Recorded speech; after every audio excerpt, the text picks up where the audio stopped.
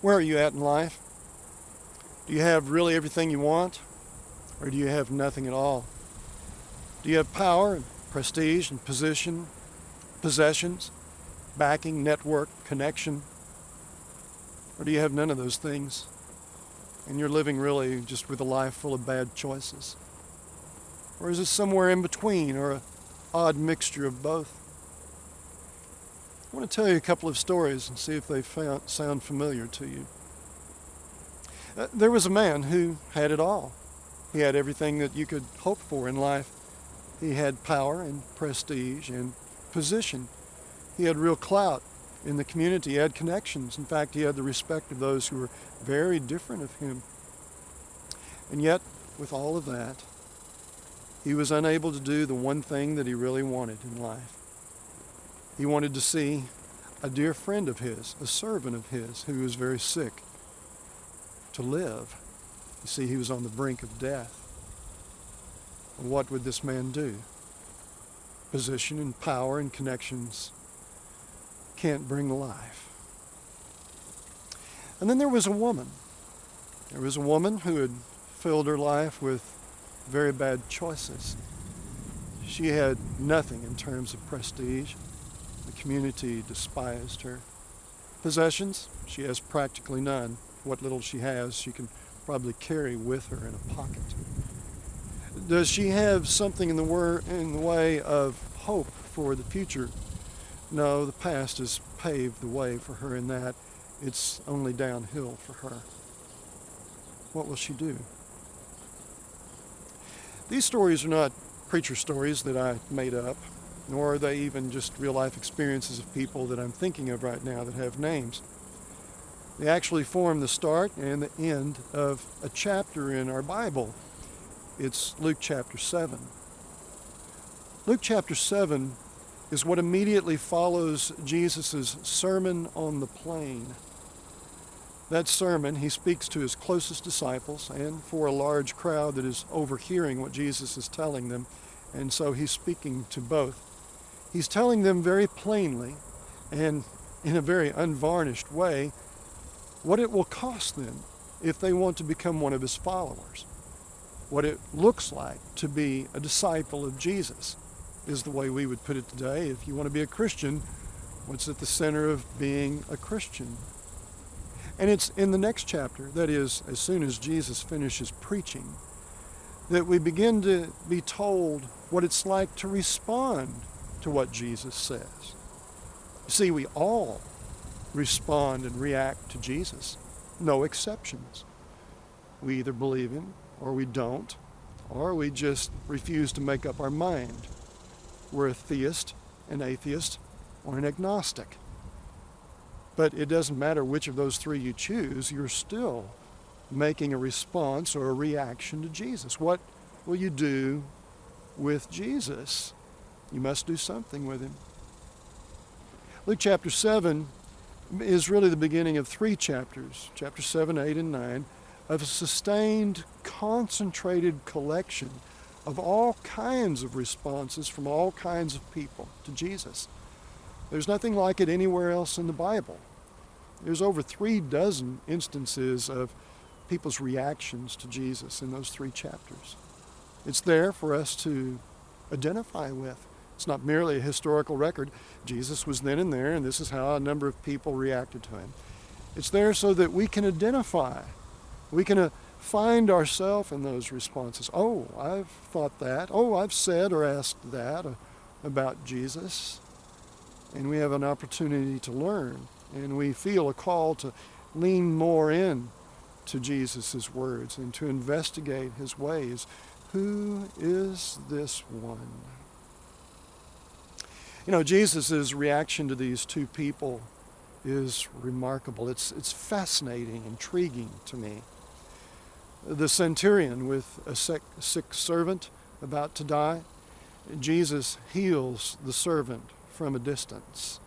One wonders how the centurion reacted when he came home and found the centurion well. His confident trust in Jesus makes me think that he wasn't all that startled. It happened exactly as expected. This one with authority said it would happen. He trusted him. He took him at his word. And so he wasn't surprised, being a man with authority and power himself, to see words put into action. And Jesus finishes that account looking around at others and says, I haven't found faith like this in all of Israel. This centurion is anything but an Israelite. He's not a Jew. He's a Gentile. He's a pagan. And Jesus says, you might be very surprised where God finds real faith. That woman, at the end of Luke chapter 7, you can begin the story in verse 36 through the end of the chapter. This woman has lived a very sinful life. She's a prostitute, most likely. She's been used and abused all her life, and this is how she's got by. Translated, survived. And she finds in Jesus the one thing that she probably hasn't had in any way, shape, or form for a very long time, and that is hope, reason to live, meaning and significance and worth. Jesus now is all the world to her. She pours out what little she has, an alabaster jar full of some kind of expensive ointment.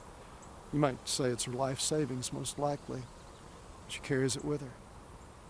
But upon encountering this one who offers the one thing she hasn't had, the one thing she can't buy or purchase, she can't network and find it, she gladly pours it out on his feet. She anoints him with it. She's already bathed his feet with her tears and wiped his feet clean with her hair. She clearly cherishes and adores beyond words this one, Jesus. She's come to trust that what he says is real and genuine for her. She takes it very personally. There's hope for me. She worships him.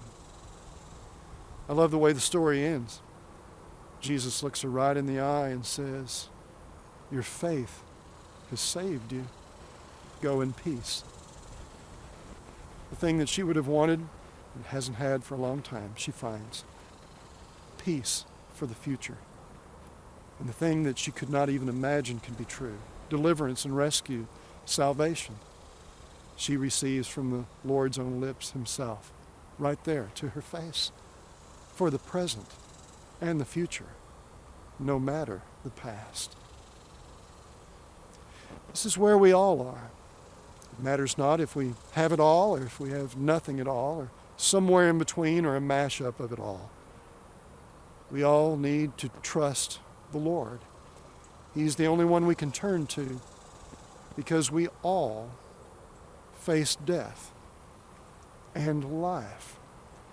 And we are powerless to grapple with either successfully without the Lord.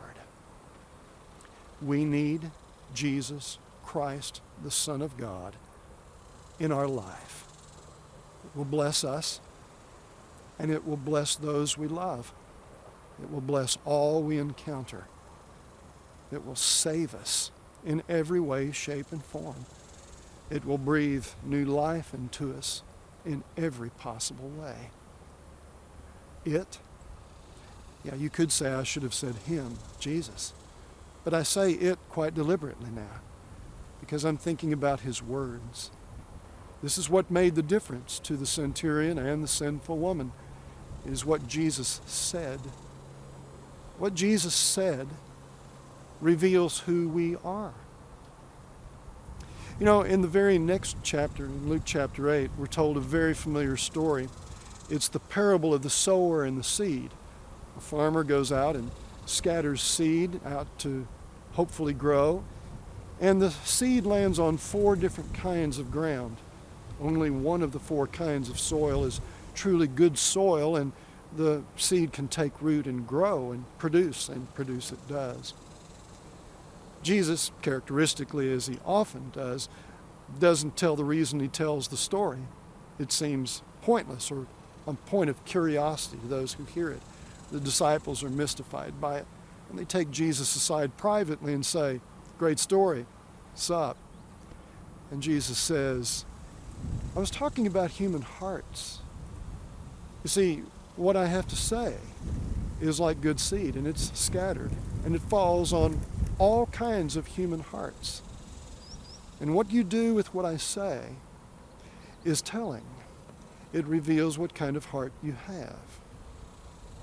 Jesus says, you can read it for yourself in Luke 8 and verse 15, that the good heart, the true and honest heart, is the one he's looking for, the good soil. See, God is on a quest. He's looking for us. And when we reach those grandest difficulties in life, be it life or death, we may very well go looking for him. And when we do look for him, we need to look for him in the right way. That is, with a good and honest heart. A heart as honest as the centurion's, and one as pure and honest, as clear and as true and as good as that of the sinful woman. Willing to worship Jesus no matter what, no matter who sees, no matter what you've been in the past. You'll worship him and be all about him now. Or, if you can't do anything, though you seem to have everything except what you really want, the blessing of those around you and the blessing of yourself as well, you need to trust Jesus. I haven't seen faith like this in all of Israel, Jesus said to the centurion. And go, your faith has saved you. Go in peace, he says to the sinful woman. And he longs to say those same things to you and to me and to every person. That if we're going to respond to God, and we all do, if we're going to respond to him, there's only one way to do it right. And that is the first and the essential, the necessary and crucial step to knowing God. It's to approach him with an honest and good heart. To be authentic and honest with God. And to be open to receiving what he would give you, what he speaks to you, to take it in and to keep it and to nurture it and nourish it and let it grow and develop. What Jesus says reveals what kind of heart you have.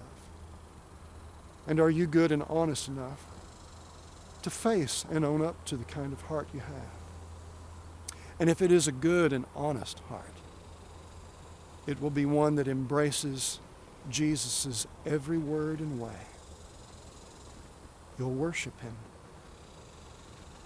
Come to Jesus. Grace and peace be with us all.